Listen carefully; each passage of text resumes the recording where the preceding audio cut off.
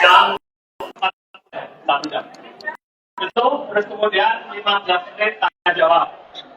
Pertanyaan mohon ditulis.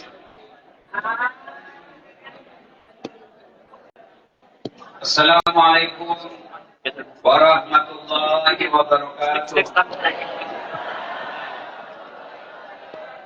Alhamdulillahirabbil alamin. Wa bihi nasta'inu ala umuri dunya waddin. Asyhadu an la ilaha illallah wa asyhadu anna Muhammadan abduhu wa rasuluh. Allahumma salli ala sayyidina Muhammad wa ala alihi wa sahbihi ajma'in. Amma ba'd. Faqad qala Allah subhanahu wa ta'ala fi kitabil karim. Bismillahirrahmanirrahim. Ya ayyuhalladzina amanu dukhulu bis-silmi kafatan wa la tattabi'u khutuwatis syaitan innahu lakum aduwwun mubin.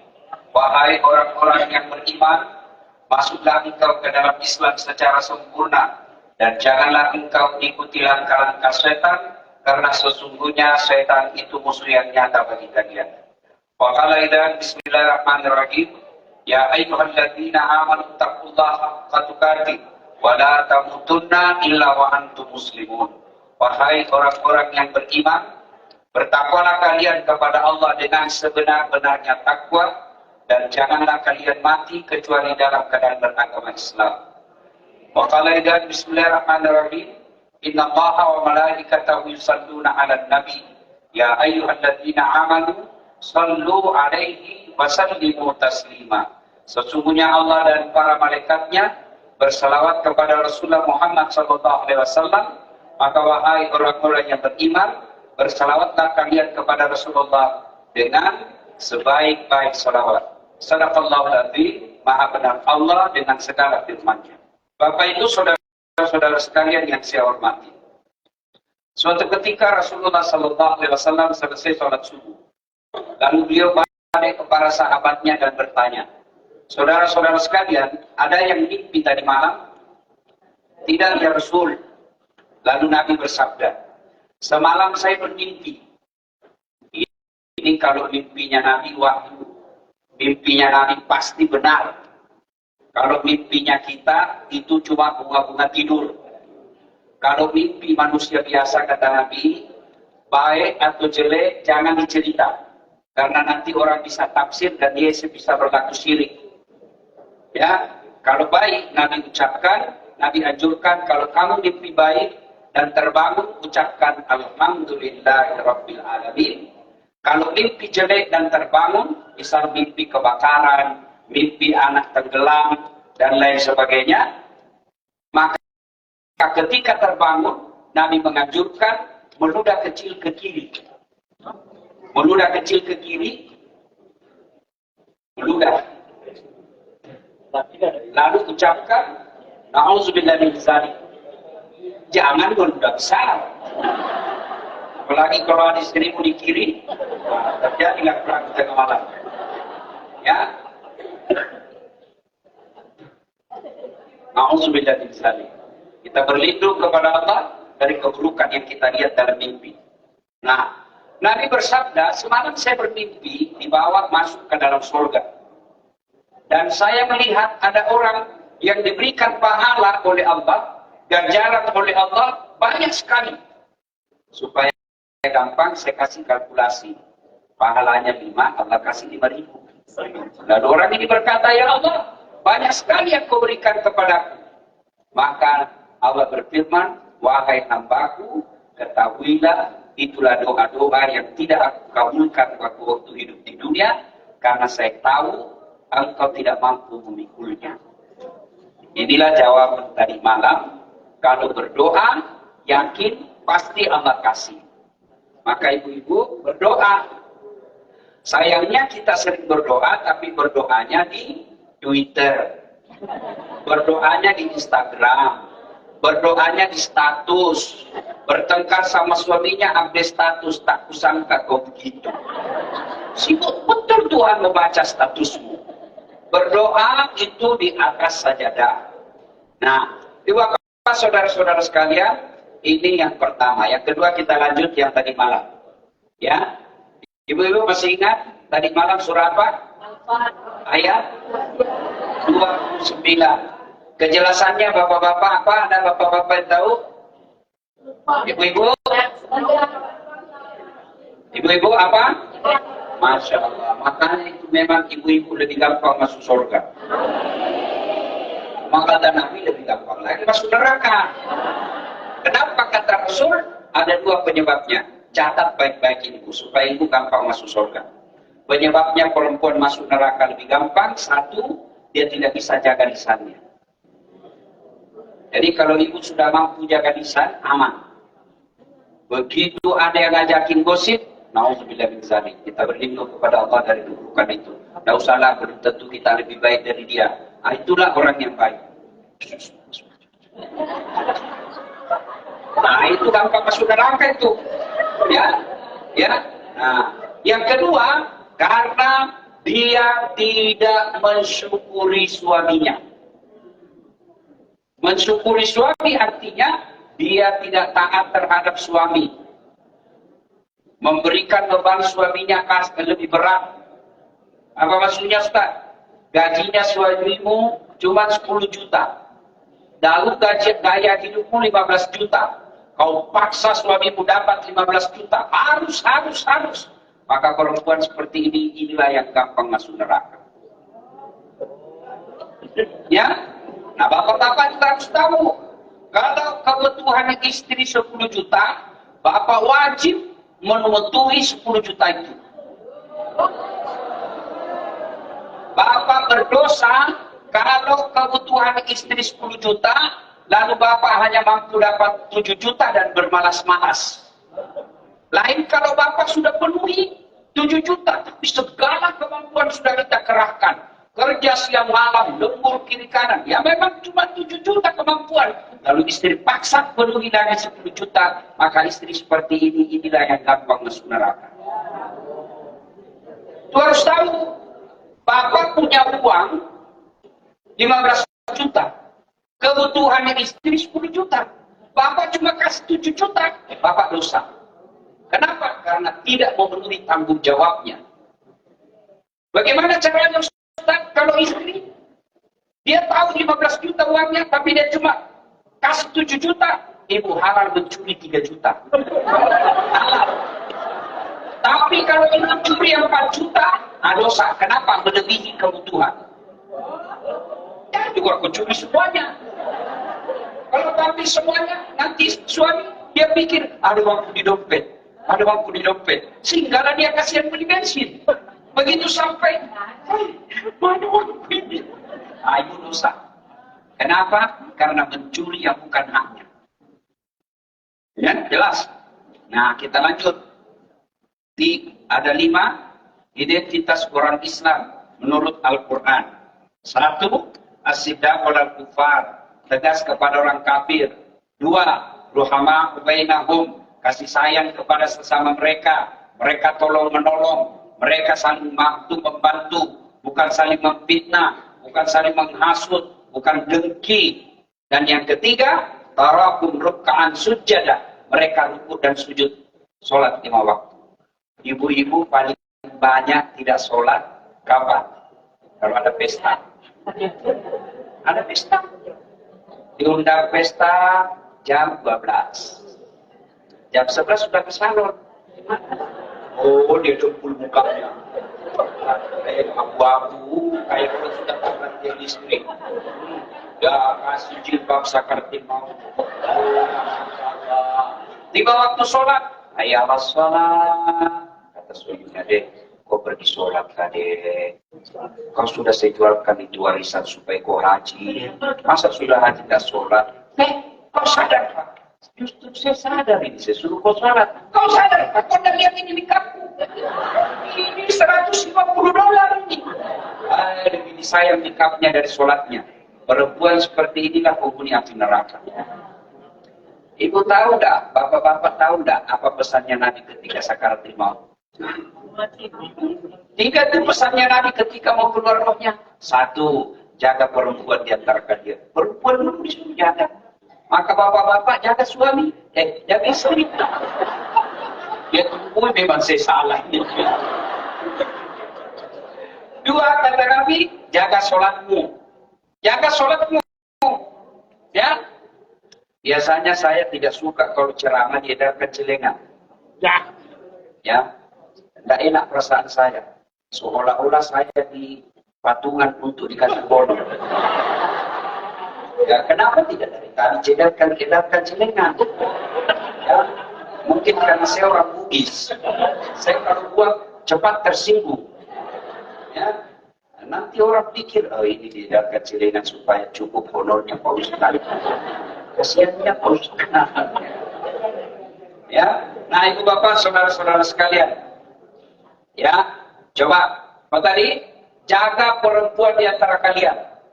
Yang kedua kata Nabi, jaga salat kalian. Ibu-ibu, biar ibu pengajian, bahkan bangun masjid, bahkan bapak-bapak sumbang masjid, setengah masjid, semua pembangunnya bapak sumbang uang dolar, tapi tidak sholat, tidak ada gunanya. Kenapa? As-sholatu miftahul jannah. Sholat itu kuncinya surga. As-sholatu miftahul khair. Sholat itu kunci kebaikan. As-sholatu imanuddin. Sholat itu tiangnya agama. Bapak Ibu, bangunan bisa kokoh berdiri tanpa dinding. Bangunan bisa kuat tanpa atap. Bangunan bisa jadi tanpa jendela dan pintu. Tapi tidak ada bangunan yang tidak ada tiangnya. Tiang itulah sholat. Jadi kalau ibu tidak sholat, nanti Allah berfirman begini ketika diadili. Dasar, ini loh puasamu 30 tahun. Ini sedekahmu kok bangun masjid, kok kirim ke Indonesia, kamu gaji dolar. Ini kok bantu panti asuhan. Ini anak-anak yang kau sekolahkan sepupumu. Ini uangmu. Ini semua amalmu. 7 juta miliar. Ini amalmu. Mana kuncinya? Mana passwordmu? Apa itu passwordnya? Sholat 5 waktu. Tidak ada ya Allah. Allah lalu sampaikan, saya ini maha adil. Ada pahalamu. Nih, kau tengok ini, ada pahalamu. Tapi kau tidak punya kunci, hancur semua ini amal. Tidak ada gunanya. Itulah yang disebut sholat itu puncak penghambaan kepada Allah. Kenapa disebut sholat puncak penghambaan kepada Allah? Karena sholat tidak boleh ada kegiatan lain kecuali menghamba kepada Allah. Ibadah yang lain boleh ada kegiatan. Ibu, puasa, boleh tidak dagang? Boleh. Bapak-bapak haji, boleh tidak sambil nyanyi? Boleh. Angin tawak, labbaik Allahumma labbaik, boleh. Sah. Ibu bapak bayar zakat, boleh tidak sambil menyanyi? Boleh. Bila Ustaz zakat di sisiku, zakat itu hadirat, boleh sah. Boleh. Tapi ketika sholat, tidak boleh datang. Sholat, tidak boleh nyanyi. Sholat, tidak boleh banyak gerakan. Kenapa kau menghamba kepada Allah? Sah nggak sholatnya, Bu? Allahu Akbar. Ustaz, berapa kuda? 5.000. Sah. Boleh nggak sholat? Allahu Akbar. Darah muda. Bendel. Iya toh? Bu, ada yang punya dolar? Ada? Coba saya pinjam. Ada enggak? Boleh enggak? Nah, saya pinjam Ibu. Nah, ini. Nah. Pak, halo? Pak, ketika saya haji, boleh enggak saya pegang ini? Labbaik Allahumma labbaik. Boleh? Boleh.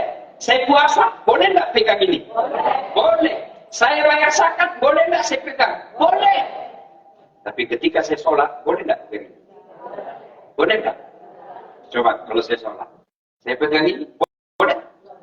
Begitu saya takbir, Allah Akbar. Boleh enggak? Boleh? Tidak boleh. Begitu saya takbir, Allah. Buang ini dunia. Buang sejenak, nanti kau pungut selesai sholat. Tak boleh kau sholat pegang terus. Kenapa kau menghamba kepada Allah? Itulah puncak penghambaan kepada Allah. Jadi rugi Bapak Ibu jauh-jauh ke Amerika cari nafkah, ibu. Tapi ibu tidak sholat. Rugi. Rugi ibu-ibu punya anak cerdas tapi dia tidak sholat. Rugi. Ibu, saya selalu bilang di depan orang tua, lebih baik kau pelihara kambing 4 daripada 1 anak muda sholat. Lebih baik kau pelihara kambing 10 daripada 1 anak muda sholat. Rumahmu tidak ada anak sholat, itulah yang menentukan agamamu di rumahmu. Kambing ibu, kakak saya di kampung jual lagi kambing. Kalau ada kambingnya nakal, dia panggil penjaganya, baru dia rupanya. Jual. Sampai di pasar, nggak ada lagi. Bawa pulang. Suka diganggu temannya, ya, potong saja. Iya toh? Dagingnya jadi sate. Iya toh? Ekornya subutu. Kakinya sop kiki. Iya toh? Pipinya sop pipi. Lidahnya sop lidah. Pelernya obat kuat. Iya toh?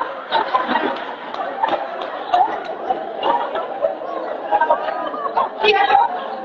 Masih ingat waktu kita kecil dulu? Kalau Idul Kurban, kita berebut itu pelernya. Itulah bahan dimakan. Obat kuat. Iya toh? Benar. Kambing, dengar Bu. Kambing nakal bisa dijual. Nggak ada yang beli, potong 1 RT kita makan. Kalau anak nakal, kau mau apa? Siapa yang makan? Ayo. Apa? Mau jual? Siapa yang mau beli? Itulah makna dari ayat. Manusia kalau dia tidak punya akhlak dan agama, lebih hina dari binatang. Sholat itu. Sholat. Jangan lagi bilang, yang penting hatinya dong. Biar kau tidak sholat, yang penting hatimu dong. Berdiri itu satu, cocok, setuju. Karena dia juga tidak sholat. Kalau ada orang bilang yang penting hatinya baik, tanya siapa Nabi. Nabi Muhammad paling baik hatinya. Nabi Muhammad paling bagus akhlaknya. Nabi Muhammad paling lembut tutur katanya. Beliau tetap sholat. Apa alasan muda sholat? Kau bilang, apa sekarang? Apa alasan muda sholat? Biasanya, itu terus alasannya. Biasanya cuma 5 hari ditambah bonus 2. Dia kenapa tidak sholat? Biasanya cuma 5 hari. Dia bilang, orang belum bersih. Masih ada sedikit-sedikit. Dia besoknya bohong. Apa bohong? Saya kasih lihat.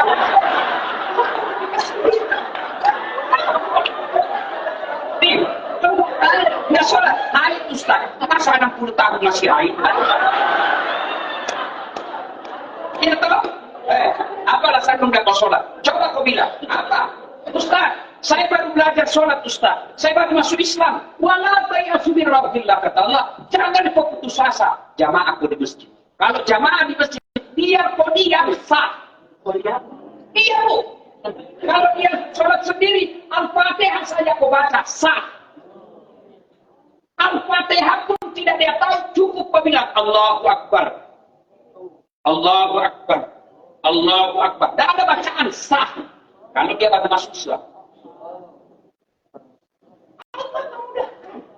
Ustaz, dia baru masuk Islam. Baru kul-kul dia hafal. Kul-kul kau hantam. Selesai. Apalagi lasan tidak bersolat. Apa? Nah. Kau kaya, ada kala kayanya Nabi Sulaiman? Nabi Sulaiman paling kaya makhluk di dunia sampai sekarang, Pak. Kerikil rumahnya emas. Coba, saya sakit Ustaz. Adakah sakitnya Nabi Ayub? Nabi Ayub itu, Pak, seluruh tubuhnya dimakan ulat sampai giginya kelihatan karena habis tulang pipinya. Dia tetap sholat. Dia gagal Ustaz selebriti. Adakah gagalnya Nabi Yusuf? Nabi Yusuf itu, Bu, disuruh perempuan baris sini, miris bawang, Yusuf keluar. Keluar Nabi Yusuf jalan seperti pramugara. Oh, itu ibu-ibu terpesona dengan kecantikannya. Dia tidak sadar, dia iris tangannya. Dia tunggu memang salah ini. Banyaknya yang benar, yang salah dia tunggu. Saya bingung lagi. Ya. Tapi tetap I love you fully. Oh, apa lagi alasanmu? Ayo. Ustaz, tinggi jabatannya. Adakah jabatannya Rasulullah Muhammad SAW? Beliau penghulu para nabi. Bahkan Allah katakan, saya haramkan masuk surga seluruh nabi dan rasul kecuali engkau dulu yang hukuman. Itu sudah dijamin masuk surga, tetap sholat. Apa rasa kita? Saya sibuk Ustaz, kau bisa jamak. Saya dalam jalan Ustaz, tiba-tiba masuk sholat. Kau lagi sholat, kau lagi di atas kereta, mobil, kau sholat di atas mobil. Tidak ada air tayamum. Apalagi? Kenapa Allah wajibkan dan dalam keadaan apapun kau sholat? Karena kalau kau tidak sholat, kau kafir. Haji tidak haji, tetap Islam. Puasa tidak puasa, tetap Islam. Tidak bayar zakat, tetap Islam. Tapi kalau kau tidak sholat, ini Quran yang jelaskan. Al-Fat 29. Bahkan Nabi menjelaskan batas antara kekafiran dan keislamanmu adalah sholat. Ketika kau tidak sholat, kau kafir di hadapan Allah. Bahkan Imam Syafi'i menghukuminya, kalau dia tidak sholat, jangan kau sholati jenazahnya ketika dia mati. Apalagi alasannya tidak kau sholat? Ustaz, saya tidak bisa berdiri dulu. Bagaimana caranya? Lihat ini sholat dulu. Allahu Akbar. Ruku, kepala saja ku kasih goyang. Allahu Akbar. Sami Allahu liman hamidah. Ustaz, apa lagi? Sujud. Bukan cuma kepala goyang, badan ikut ditundukkan. Allahu Akbar. Sudah. Selesai. Ustaz, tak bisa dulu Ustaz. Baring. Sholat baring namanya. Nah, gini. Anggaplah ini baring. Sana kiblat. Jangan di sini kepalamu.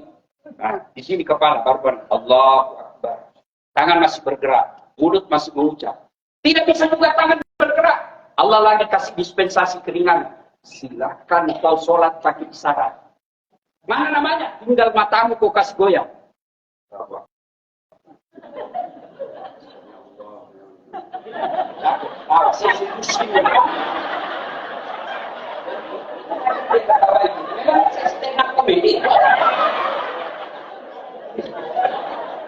Tidak bisa juga Ustaz. Allah kasih sholat kau dalam hati. Matamu sudah tidak bisa bergerak, bibirmu sudah tidak bisa bergerak, maka cukup kau sholat dalam hati. Bagaimana caranya sholat dalam hati? Semua bacaan sholat kau baca dalam hati. Ruku, bayangkan lagi ruku, pejamkan matamu, baca doa ruku. Sujud, pejamkan matamu, baca doa sujud. Selesai. Tidak bisa juga sholat dalam hati Ustaz. Gampang, ambil kain putih, bungkus.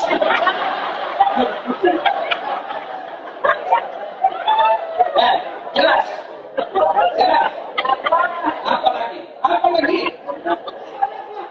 Ustaz, kita lagi di tengah laut Ustaz.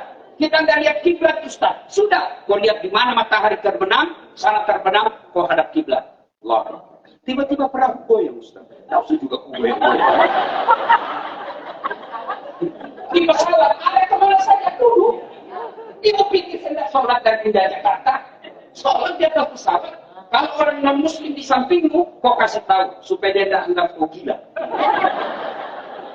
Saya sholat, ini ritual Islam. Kalau pulang susah.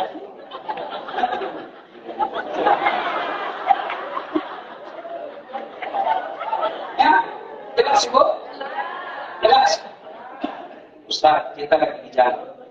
Toilet di sini rata-rata tidak punya air. Ya kan? Nah, bagaimana caranya Ustaz?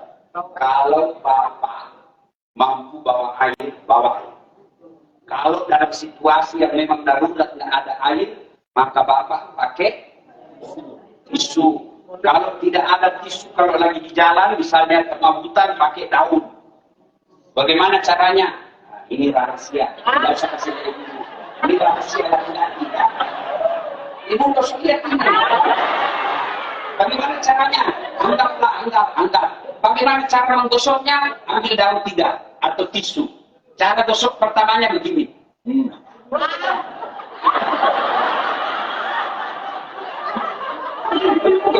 Ngeres banget. Ambil lagi tisu kedua, gosok lagi ke atas. Ambil lagi tisu ketiga, gosok lagi begini. Begitu caranya. Jangan kasih begini. Tambah kotor. Jelas ya? Nah, apalagi alasan itu tidak sholat? Oh, kembali tegaskan. Sholat. Saya sholat Ustaz. Nantilah masih jelek sifat saya. Kalau ibu sudah jelek sifat, tidak sholat, itu sudah disebut 2-0. Mana berdiri dosa. Tapi kalau kau sholat, gosip satu sama. Imbang. Mana lebih baik 1-0 dengan 2-0 daripada satu sama? Lebih baik lagi 0-2. Tidak gosip, sholat. Ya. Bu. Kalau ada orang sholatnya baik, insya Allah sholatnya ikut baik. Itu sholat tapi tukang gosip. Kalau dia tidak sholat, bukan cuma tukang gosip, diambil barangnya orang. Sholat. Ibu-ibu lebih baik ibu punya anak yang tidak tinggi sekolahnya, bahkan dia menganggur cari kerja, tapi sholatnya telaten, daripada anakmu tinggi uangnya, tinggi jabatannya, nggak sholat. Lebih sial lagi, sudah tidak ada kerja, nggak sholat lagi. Itulah yang lebih hina dari binatang. Jelas ya? Jelas. Bapak-bapak kalau tidak sholat, ajar istri sholat. Ngamuk kalau bapak tidak sholat. Tapi bagaimana istri mau sholat kalau bapak tidak sholat? Ya? Ya. Tarakum ruka'an sujada. Yang keempat, kata Allah dalam Quran, ya betaguna fadlan minallahi wa ridwana. Mereka mencari nafkah yang diridai Allah. Maafkan saya tuan-tuan, maafkan saya. Kalau bapak yakin tempat bapak bekerja tidak diridai Allah, hidup hanya sementara. Lebih baik bapak cari yang kerja yang meskipun penghasilan seadanya, tapi Allah ridha. Kalau tidak diridai Allah, pasti duitmu banyak, tapi kau tidak bisa punya ketenteraman jiwa. Apa yang mau dicapai dengan tidak ada ketenteraman jiwa? Mana ciri-ciri tidak ada ketenteraman jiwa? Kalau anak kita kalau kita terlalu sering makan uang haram, istri melawan. Kalau istri keras hati, tidak mempan nasihat, dengar ceramah tidak ada lagi faedah, pasti karena kau terlalu sering memberikan uang haram. Kalau anakmu tidak menurut, satu di bidang dia sudah sampai 19. Anak kan gitu. Baru dikasih tahu satu, dia sudah 99 pembicaraan. Itu ciri-ciri uang yang kamu bawa tidak berkah. Kalau anak menurut, itu ciri-ciri duit yang kau dapat berkah. Bapak ibu tahu tidak itu yang namanya doa di dunia hasanah, fil akhirati hasanah.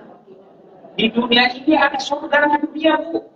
Apa surganya dunia menurut Quran ini? Satu, punya suami yang baik, istri yang taat. Itu surganya dunia tuh. Nerakanya dunia kalau istrimu lebih killer daripada baru pergi suaminya, di mana kau? Di mana kau? Saya di kantor. Kantor. Pulang kau sekarang. Dengan riba. Kita lagi kerja. Apa sayang. Video call dulu. Ya. Yang semua teman ada bicara. Kalau sudah begitu model istri Pak, gejala uang yang dia makan tidak berkah. Anak pulang tengah malam dibawa sama pacarnya, lompat pagar, itu ciri-ciri sudah tidak berkah. Ya, Bu, istri yang baik datang suamimu, Bang, biasanya cuma 5.000. Ini 5.500. Dari mana ini Bang? 500 ini dari mana Bang? Kalau halal sini. Kalau tidak, enggak. Saya tidak mau rumah saya dimasuki barang haram. Ini itu baru bisa. 500 bisa ibu tolak. Tapi 10.000. Bila sebentar itu haramnya Bang. Ya. Bu, jaga suami. Cari makan yang berkah. Istri bantu suami, Bang, jangan menghalalkan segala cara. Allah sudah tentukan rezeki bang. Kalau bukan rezekimu, biar kakimu jadi kepala, kepalamu jadi kaki, tidak akan masuk. Kalau rezeki kita tidak akan tertukar itu rezeki. Tidak akan tertukar. Saya selalu istilahkan ini Bu, supaya Ibu gampang mengerti. Ibu tahu cicak? Tahu cicak? Apa dimakan itu cicak? Masuk akal enggak? Enggak masuk akal tuh. Satu terbang, satu di dinding. Cicak itu kan di dinding saja. Dia mau terbang. Di mana ketemu? Tidak ada bandaranya. Iya toh? Kapal terbang, kita tidak. Tapi kan ada bandara, bisa kita naik. Cicak tidak ada bandaranya. Tapi Allah Maha tahu. Cicak-cicak di dinding, diam-diam merayap, datang seekor nyamuk. Nyamuknya datang. Tidak dikatakan ragu, cicak lompat ke nyamuk. Iya. Ya, jangan terlalu galau soal itu. Yang penting yang Allah ridha. Ya. Yang kelima, ciri orang Islam itu kata Allah, fi ma'hum fi wujuhihim min asar sujud. Di muka mereka ada bekas sujud. Bekas sujud ini bukan soal jidat hitam. Karena Rasulullah tidak ada yang kalah sholatnya, tapi tidak pernah ada saya baca buku dan hadis yang menggambarkan Nabi hitam jidatnya. Kalau soal hitam di jidat, gampang. Sujud lama-lama, kasih balsam, pakai karpet baru, setiap sujud 5 menit gosok, 2 hari pasti hitam. Tapi ada juga bagusnya kalau hitam di jidat. Ada bagusnya. Apa bagusnya? Menjadi identitas. Kalau dia hitam jidatnya, tidak mungkin masuk tempat dugem. Tidak mungkin masuk tempat karaokean. Tidak mungkin masuk diskotik. Masa hitam jidatnya ke diskotik? Tidak mungkin. Itu ada bagusnya juga. Tapi yang lebih penting dari ayat ini adalah sholatnya bisa mencegah dari perbuatan keji dan mungkar. Kemarin kita bahas penyebab datangnya putus persaudaraan sombong. Tapi orang yang baik sholatnya tidak akan sombong. Kenapa? Mana anggota tubuh yang paling mulia, Bu? Kepala. Ya toh? Ibu bercanda, dorong pantat mesti senyum. Dorong perut mesti senyum. Dorong kepala, dorong aja kau. Ya toh? Kenapa? Yang mulia di kepala. Mana anggota tubuh yang paling hina? Kaki. Bapak, Ibu kasih duit saya tapi pakai kaki. Beda saat. Oh, saya tikam kau. Ya, kenapa? Hina ini kaki. Tapi ketemu Allah.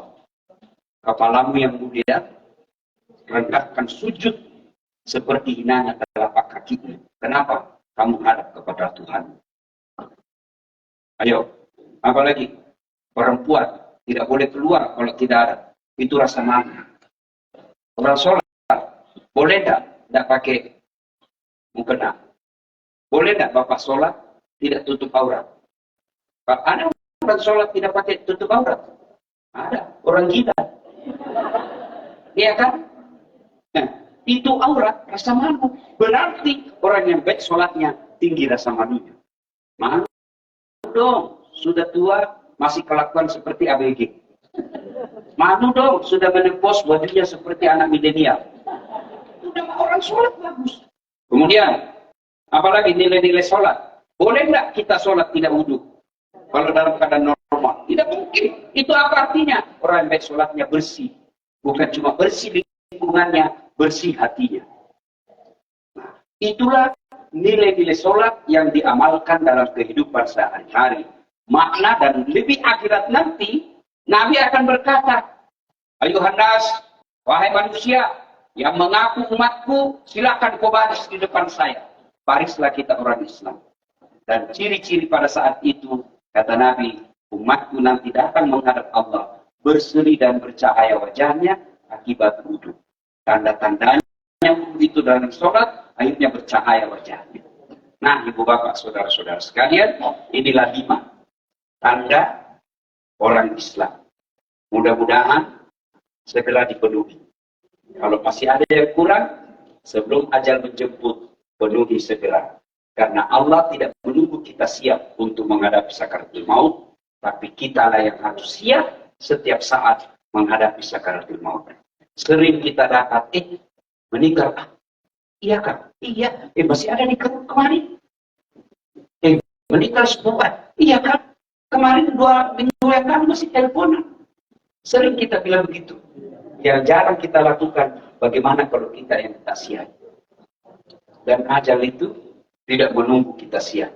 Ajal itu bukan nomor urut, tapi dia nomor dia. Tidak harus tua dulu, tidak harus sakit dulu, tapi tiba saatnya pasti mati. Kullu nafsin sa'iqatul maut. Semua yang hidup pasti mati. Al-mautu babun. Mati adalah pintu yang setiap kita pasti melewatinya. Demikian karena waktu kita tinggal 15 menit. Kenapa? Tidak boleh mundur, Pak. Hah? Tidak boleh mundur. Maksudnya? Itu sudah. Hah? Oh begitu. Sebenarnya itu saya sengaja. Sebab saya sudah mau pulang besok, belum pergi belanja. Ya, jadi oke lah, kita tanya jawab ya. Karena ada space lagi mau apa tadi tanya jawab.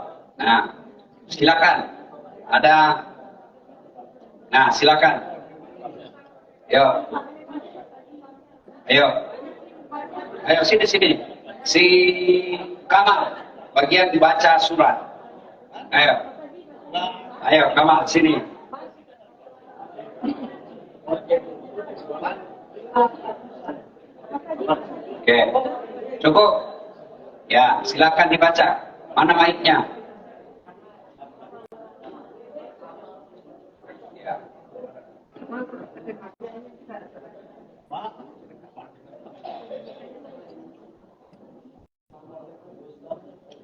Ya. Pegang mic-nya Kamal. Jepit itu mic-nya supaya suaranya masuk di kamera. Assalamualaikum Ustaz. Nah, saya mendapat pendidikan Islam yang bagus, tapi setelah dewasa malah sholat.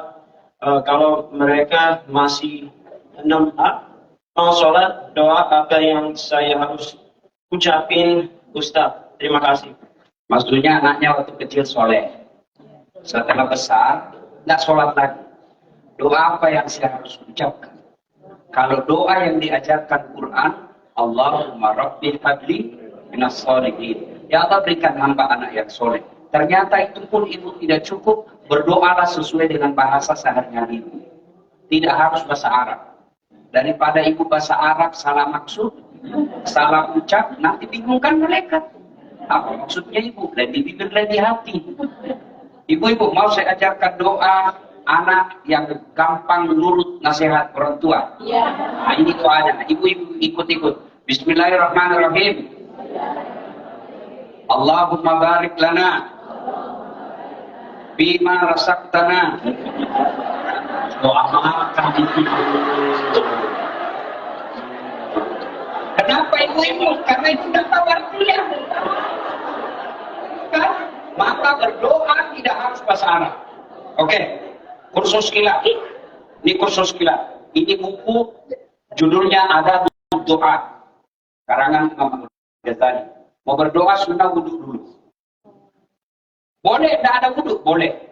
Ibu di Jakarta, pernah naik mobil Jakarta. Dari Jakarta ke Bandung. Mana lebih cepat sampai jalan umum atau tol? Kenapa? Tol nggak macet toh? Nah, kalau jalan biasa, macet. Nah, sekarang kalau ibu wudhu dulu, jalan tol. Tapi kalau tidak pakai wudhu, sampai juga. Tapi 9 jam baru sampai.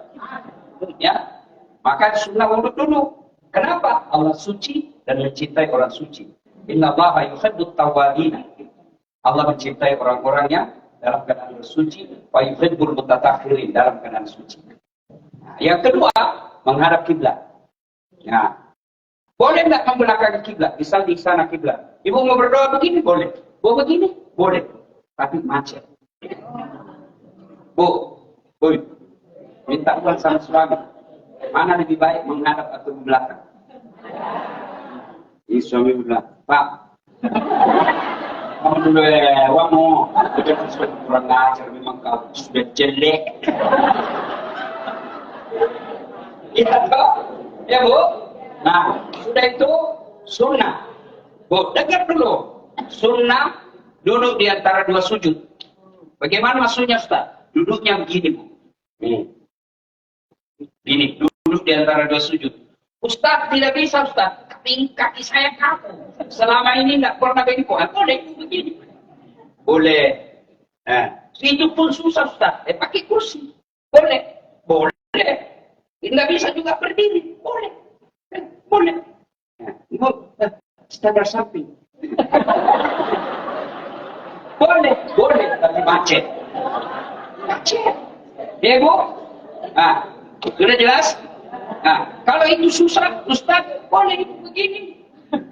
Boleh begini. Tapi yang sunnah, jalur tol, duduk seperti duduk di antara dua sujud. Ya? Apalagi Ustaz? Yaitu mendahulukan zikir.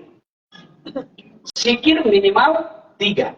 Subhanallah, Alhamdulillah, Allahu Akbar. Cuma dengan catatan, jangan terlalu cepat.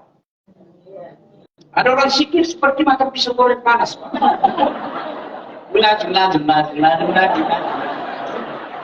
Apa dia itu sudah. Iya, itu ketawa karena begitu itu toh.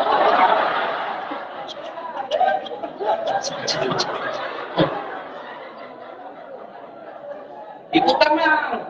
Subhanallah, subhanallah, subhanallah, subhanallah, subhanallah, subhanallah. Ini tidak biasa saya heran di masjid. Sama-sama subhanallah, sama-sama 33, sama-sama mudahnya. Ya, saya baru 11, dia sudah sampai. Saya bilang, kenapa cepat sekali Mina sangat kita baca sampai mulai. Bagaimana cepat sekali bila saya.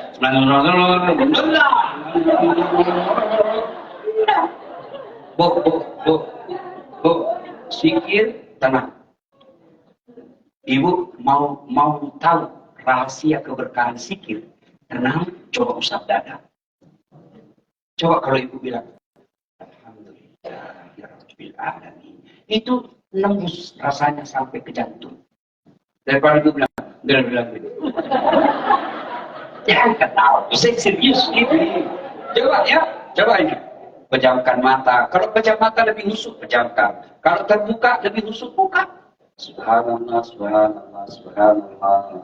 Subhanallah, subhanallah, subhanallah. Kenapa 33 Ustaz?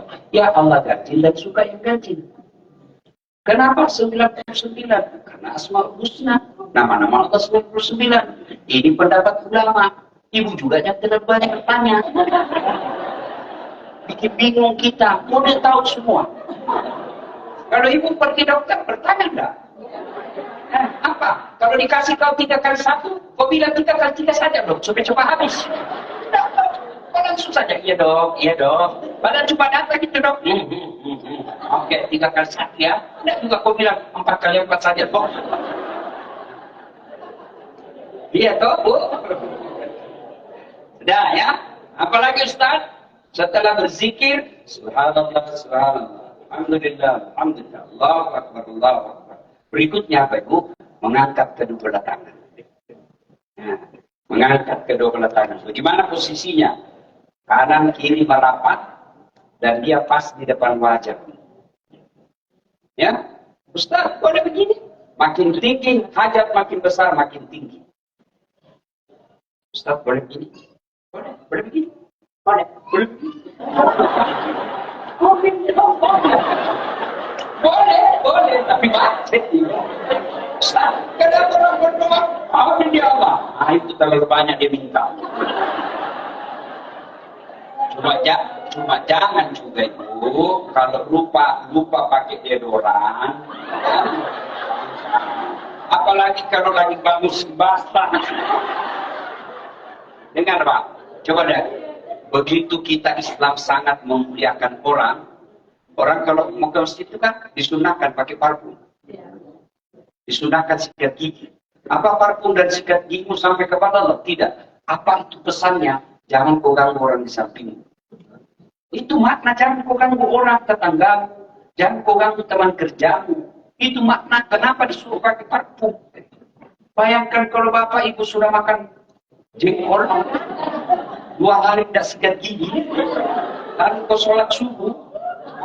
Kau baca seperti orang. Kenapa? Kau siksa dan samping. Ya, apa lagi?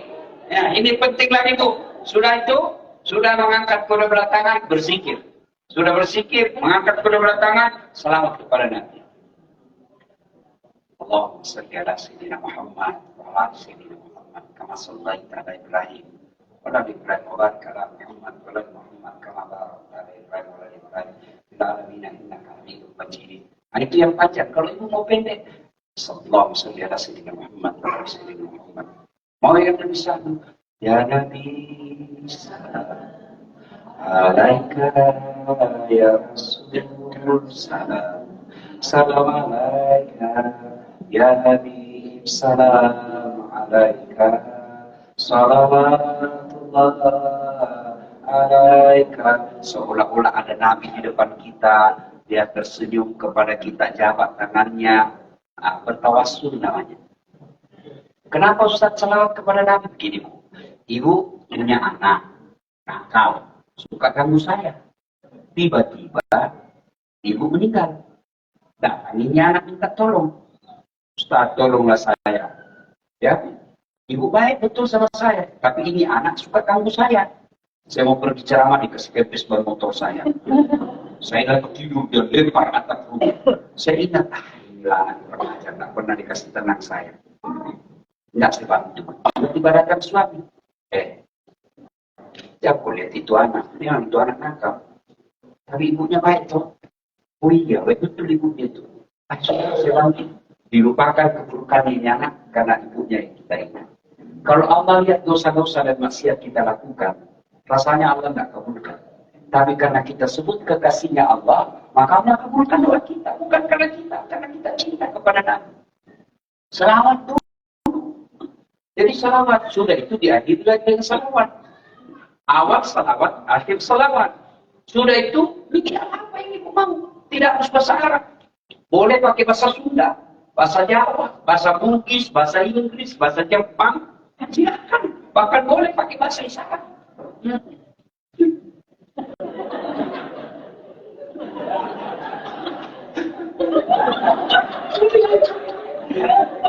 Oh, kami lagi suaminya. Boleh. Daripada ibu bahasa Arab tidak tahu tinggi memadamkan. Maksudnya ini jadi hidup lagi hati. Ya Bu ya. Nah, sudah itu ditutup lagi misalnya dengan kalimat, ya Allah, Engkau melarangku meminta kepada yang lain. Maka aku datang kepadamu. Seperti Engkau firmankan, Iyyaka na'budu wa iyyaka nasta'in. Ya Allah, Engkau lah tempat hamba menyembah. Dan hamba Engkau pula lah tempat hamba mohon bantuan dan pertolongan. Karenanya, dengarkan dan kabulkan doa kami. Subhana rabbika rabbil izzati amma yasifun. Wa salamun ala mursalin walhamdulillahi rabbil alamin. Sudah, Ustaz, kenapa orang selesai berdoa begini Ustaz? Ini variasi saja. Variasi, boleh tidak. Kenapa begini Ustaz? Karena lebih nyambung. Amin ya rabbal alamin. Masa ibu? Amin ya rabbal alamin. Ya dah? Jelas? Nah, sudah. Pertanyaan berikut. Silakan. Ibu bertanya, ada yang pernah bilang, kenapa tidak berhijab ya? Karena saya berhijab hati saya. Hah? Kenapa tidak berhijab? Itu pertanyaan. Kenapa tidak berhijab deh? Jawaban si Ade ini, karena saya ingin menghijabi hati saya dulu. Oke. Bilang, nah bagaimana cara menghijabi hatimu? Bagaimana menghijabi? Nah, kau hijab saja dulu, mudah-mudahan dengan hijab itu hatimu bersih. Saya kalau perlu kasih contoh, kalau ada biasa bilang, enggak penting dong, yang penting hatimu. Oke, kalau begitu, nah, ini ada gula-gula. Saya buka aja dulu kulitnya, nak ya. Nah, sudah jatuhkan. Nah, kau mau makan itu nak? Tidak mau. Kenapa? Karena tidak ada bungkusnya. Itu udah jilbabmu nak. Coba. Kasih contoh begitu. Nah, kau mau makan durian? Mau. Tapi tidak ada bungkusnya. Ketemu di tanah. Mau? Tidak. Ya kan? Coba lihat. Ibu-ibu. Kan sering belajar. Ya toh? Yang diskon 70%. Yang murah-murah kan? Kalau dia adung, tidak cocok. Yang murah-murah. Itu. Tapi yang di etalase, boleh tidak kau sentuh? Tidak. Kenapa? Spesial dia. Maka perempuan Islam itu di dalam etalase tidak boleh disentuh. Tidak harus dibungkus. Ya. Maka saya biasa bilang, memegang paha ayam kampung jauh lebih susah daripada paha cewek. Ya tunggu. Paha ayam kampung, ibu harus pulang kampung dulu. Sudah bisa dilihat? Ya. Beli dulu. Beli dulu itu ayam. Sudah dibeli, sudah bisa lihat pahanya. Tidak. Ya Pak, dikejar dulu. Kejar 30 menit. Sudah ditangkap, sudah bisa lihat pahanya. Belum. Dipotong dulu. Potongnya malah baca bismillah. Bismillahirrahmanirrahim. Sudah dipotong, sudah lihat? Belum. Direbus dulu. Nah, sudah direbus, sudah lihat pahanya? Belum. Dicabut dulu. Baru lihat pahanya. Dibeli dulu, pulang kampung dulu, dikejar 30 menit, bacakan bismillah, direbus, baru dicabut, bisa lihat. Cewek sekarang. Berdiri aja kita 5 menit, 10 pasang mata. Udah gratis. Tidak perlu dikejar. Islam tidak harus dibungkus. Perempuan itu dalam Islam sangat dimuliakan. Jangankan dipegang, dilihat saja tidak boleh. Perempuan itu dalam Islam dimuliakan. Sebelum Nabi datang, itu perempuan bunda darinya. Bahkan dianggap aib. Kalau lahir perempuan dikubur hidup-hidup, itu kan dibaca dalam sejarah. Iya kan? Perempuan boleh barter. Judi suaminya, kau suka istriku, oke, kita taruhan. Kalau kau kalah saya, pakai istriku 2 hari. Itu perempuan cari dia dulu begitu. Datang Islam, perempuan dimuliakan. Tidak boleh ku pandang matanya. Tidak boleh ku sentuh. Tidak boleh dia jalan sendiri. Harus dikawal. Kalau ada anak-anak namanya ta'aruf, dia mau nikahi anak kita. Kalau dia mau tahu kualitas kulitnya, boleh tidak dia sentuh? Boleh. Tapi sebelum disentuh ada namanya perjanjian. Kalau batal, dia harus bayar dam. Bayar denda. Tapi di mana disentuh? Bukan ku sentuh ini ya. Bukan juga ku sentuh ini. Di mana sentuh ini? Nih, ke bawah. Buka ini sentuh. Oke, kau boleh sentuh, tapi kalau tidak jadi, kau bayar $200. Tergantung kesepakatan itu. 2.000. Oke, 2.000. Itu maknanya, tidak boleh kau pegang gratis. 200 saja ibu marah, ini gratis. Itulah hak perempuan dalam Islam. Kalau diambil, harus ada maharnya. Kalau kau ceraikan, kembalikan dia baik-baik. Sudah kau ceraikan, nggak boleh biarkan dia lapar. Harta kasih dia. Itu perempuan dalam Islam. Kalau orang Eropa, Barat, apa katanya? Emansipasi. Sudah 2 anaknya tidak dinikahi. Ayo. Apa itu namanya dimuliakan? Tidak dihina. Kalau kita orang Islam sangat dimuliakan, dibungkus. Tidak boleh dia berkeliaran. Kenapa? Tidak boleh itu perempuan cari nafkah. Laki-laki yang harus cari nafkah. Perempuan Islam, dia tinggal di rumahnya dibawakan uang.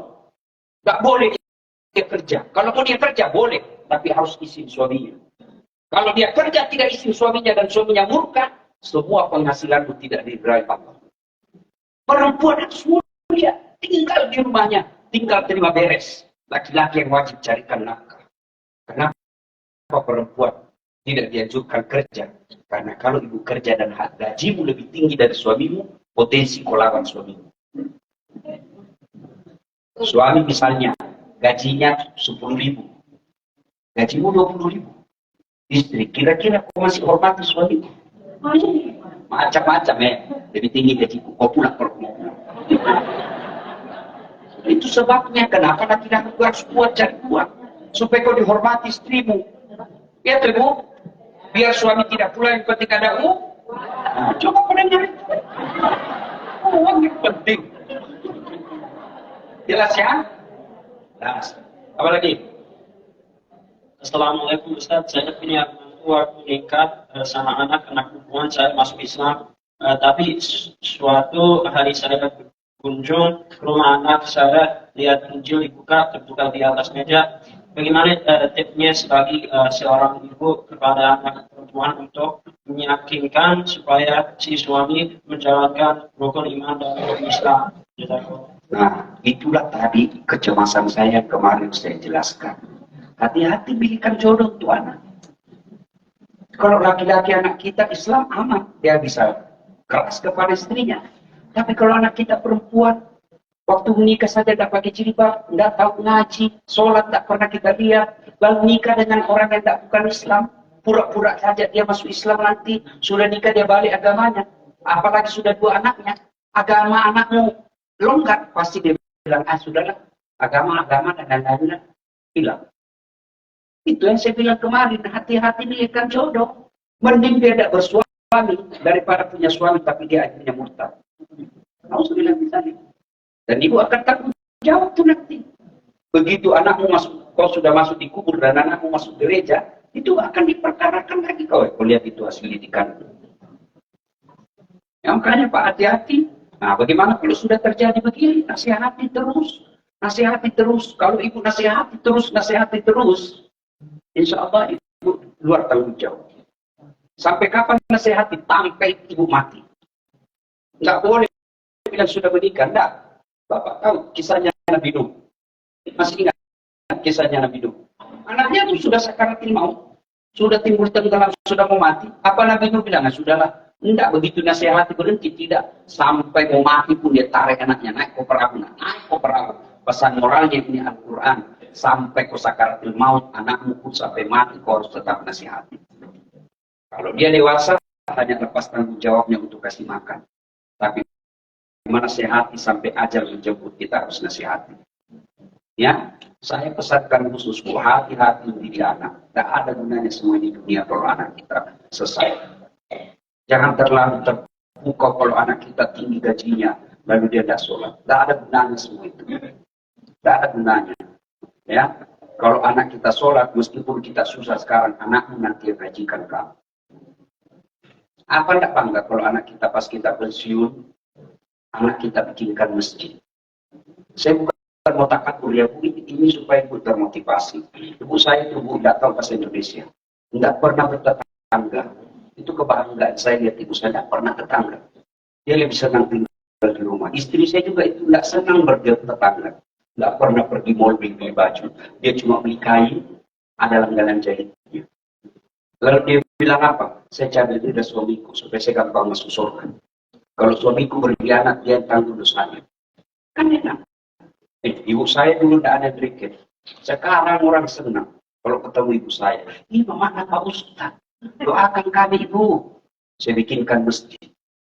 Namanya Masjid Haja Sitima. Bapakku saya bikinkan masjid. Masjid Abdul Latif. Karena ibu saya mesti ajak ke Makassar. Tidak bisa dia ke Makassar karena tidak bisa naik mobil lama-lama. Saya jemput pakai helikopter. Kita kan senang kalau punya anak begini. Saya tidak pernah dalam sujud. Tidak pernah saya lupa sedoakan bapak saya.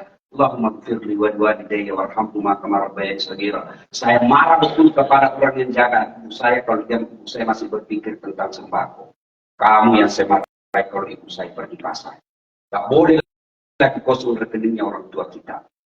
Masa jauh-jauh ke Amerika orang tuamu masih cari sembako. Itu apa gunamu orang tua sekolahkan kamu?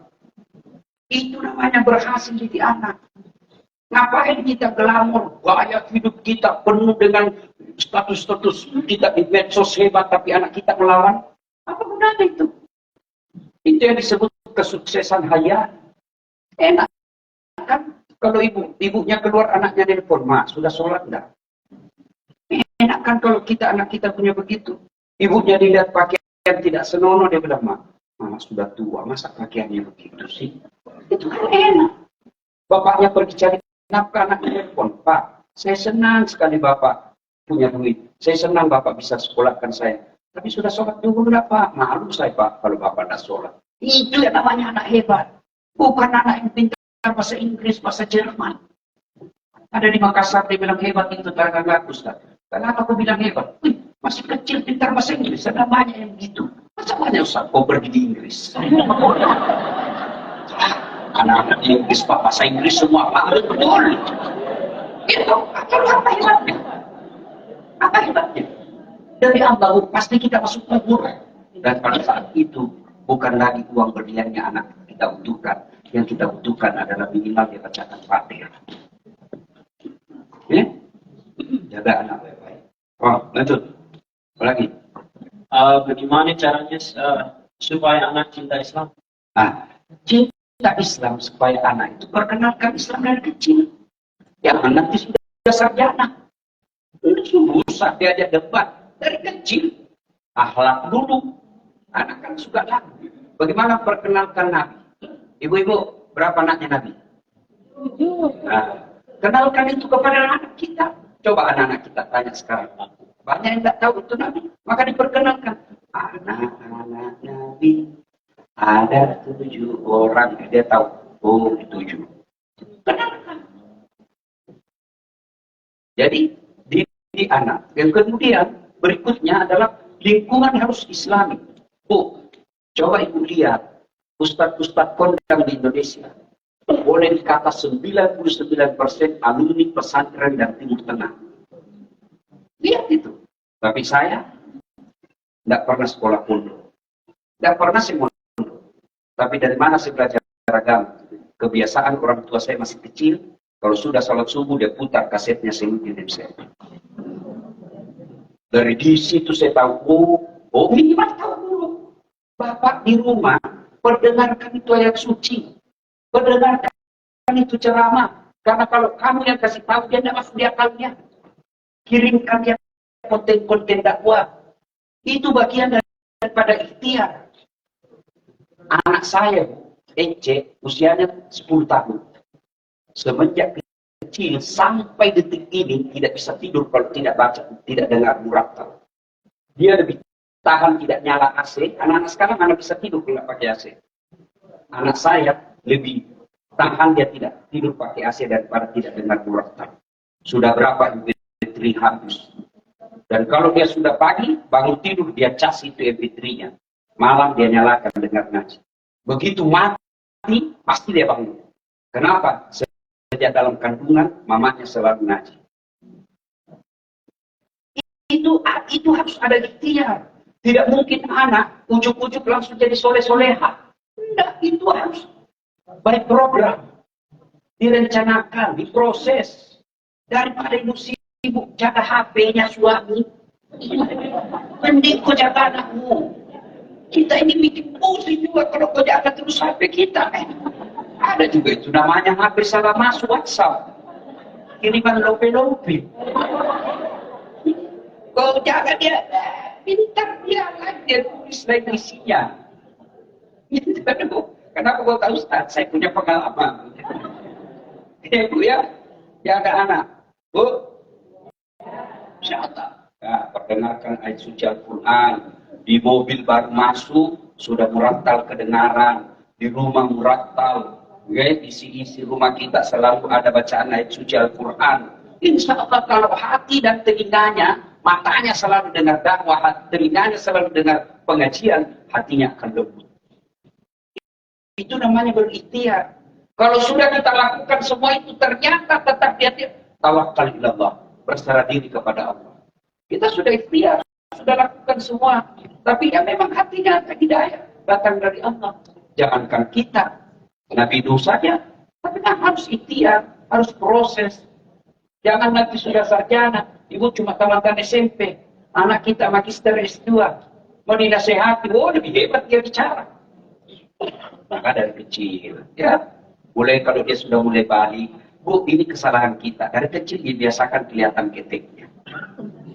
Sampai dewasa itu, bertambah hari, 1 minggu, bertambah bulan, bertambah tahun. Akhirnya hari, ada biasa karena biasa. Kalau dia mau beli baju, antar. Ah ini nak cocok syariatmu, nak cocok agamamu. Kalau kau mau beli sendiri, saya tidak kasih kau beli. Itu yang disamakan mandiri. Ya, jelas Bu ya? Okay. You understand? Thank you very much. Ya, sebagai manusia apa yang bisa dilakukan agar hati selalu tentram, penuh konten dan stabil secara mental dan emosional dalam berbagai keadaan. Oke. Ini kalau saya tidak salah saya sudah jelaskan. Ibu punya handphone? Punya handphone Bu? Itu kalau handphone dipakai terus kenapa? Hah? Baterai? Lowbat. Kalau lowbat, Ibu apain? Kalau tidak dicas. Kalau mati masih bisa dipakai. Masih bisa pakai melempar. Oh. Iya Bu? Nah, HP harus dicas. Kalau tidak dicas, mati. Kalau mati tidak ada gunanya. Begitu juga hati harus dicas. Hati kalau tidak dicas lowbat. Kalau lowbat ada hati tapi tidak mempan sudah tidak bisa dipakai. Itu yang hadis katakan, ayat katakan bermata tapi tidak bisa melihat, bertelinga tapi tidak bisa mendengar. Keras suatu berakal, suatu berakal lebih keras hatinya. Nah, bagaimana caranya Ustaz supaya tetap istiqamah? Satu, dengar dakwah. Dulu dengar dakwah Ibu, dengar dakwah. Nah, kita laki-laki kapan dengar dakwah? Hari Jumat. Itu juga paling terlambat datang, paling cepat pulang. Orang mau bapak tidur. Kapan casnya? Ibu-ibu kapan ngecasnya? Hari ini saja kan? Nah, kemarin juga. Alhamdulillah kalau tiap hari. Tiap hari begini Bu. Bohong kalau tiap hari begini. Ya. Minimal sekali sepekan atau sekali sebulan. Cukup enggak casnya sekali seminggu? Enggak cukup. Kita lihat teman kita rumahnya mewah. Kita dengar gajinya besar. Itu semua dunia. Kita lihat mall, rasanya kita mau bawa semua pulang isinya. Itu dunia. Kapan ngecasnya? Dakwah. Kalau udah bisa dakwah sini, putar YouTube. Putar YouTube. Dasar Latin. Jangan lupa like and share. Saya serius Bu. Kalau Ibu nonton ceramah saya dan tidak skip iklannya, itu Ibu nyumbang. Satu, pembangunan rumah ibadah. Dua, menyekolahkan anak yatim piatu. Itu sudah puluhan anak yatim piatu saya sekolahkan. Bukan cerdas yang saya jadi yatim piatu. Membebaskan ijazah-ijazah anak sekolah yang disanggah karena desa membayar. Itu banyak. Nah, dari mana saya dapat duit? Saya PNS, gaji saya cuma 4 juta lebih. $150 uang Amerika. Dari mana saya dapat? Itu Ibu, makanya jangan kau skip.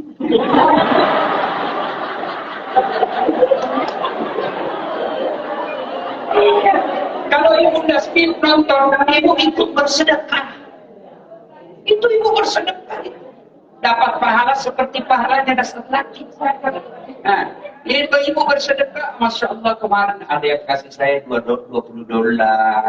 Insya Allah kalau uang itu pasti kembali ke umat. Ada yang kasih saya kue.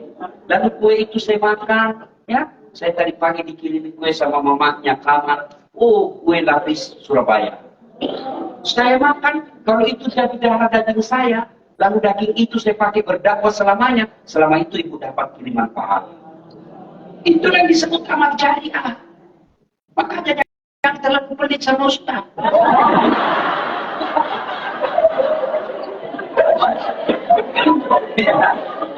Ya, Ibu mau punya anak penghafal Quran? Telepon saudaramu yang ada di kampung.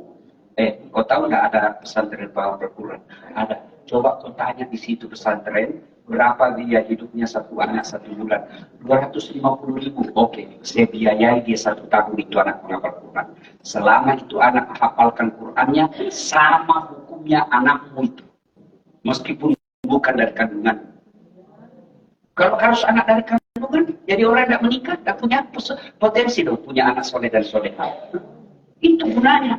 Kalau ibu sudah tahu anak saya kepala batu tidak bakal bisa saya harapkan kau sekolahkan, apalagi kalau ada sepupunya di kampung, baik agamanya, belajar remaja masjid, bagus agamanya, itu kau biayai tiap bulan. Sama anak kandungmu itu. Maka saya, orang yang pernah bersedekah, sepupu saya kah, guru saya ngajarkan, mengalir terus anaknya. Itulah makna dari anak yang soleh dan soleha. Tidak harus anak kandung. Jelas? Apa lagi? Kami mualaf dapat untuk umrah karena sholatnya kurang bagus. Suruh telepon saya yakinkan.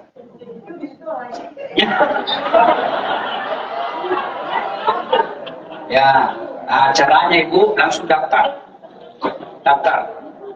Saya ada umroh, tapi khusus jamaah saya bawa nanti jamaah Malaysia. Saya akan umroh ini, pulang ini bu, istirahat langsung ke Jambi, sampai tanggal 8, tanggal 9 saya balik Makassar, istirahat 1 hari, tanggal 10 saya umroh. Saya membawa umroh jamaah lebih kurang 800 kalau saya tidak salah. Tahun lalu malah 2.700. Nah, apa bonusnya kalau sama saya selama itu dakwah.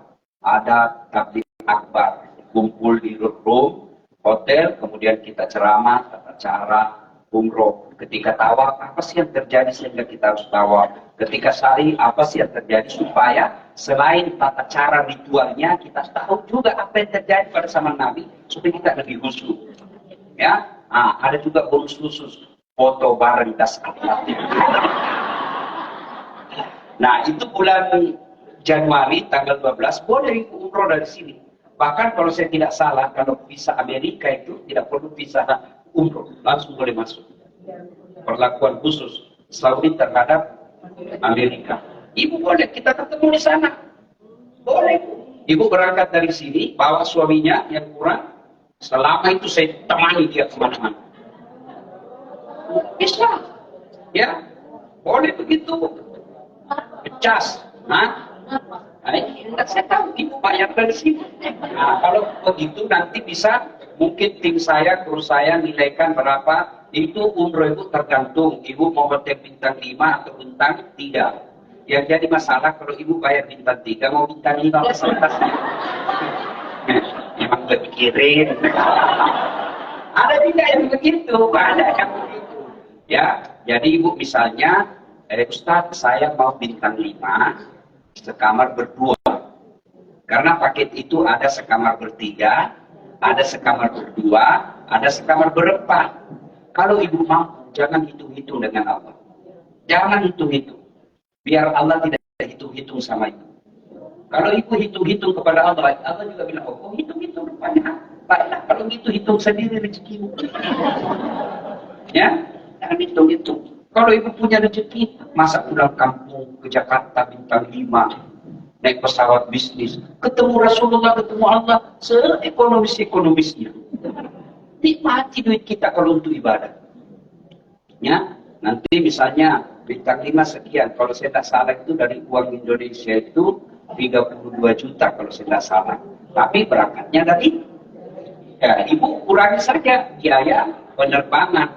Nah, ibu tinggal bayar hotel dengan selama di sana transportasi sudah masuk hitungan. Tinggal itu kurangi biaya penerbangan.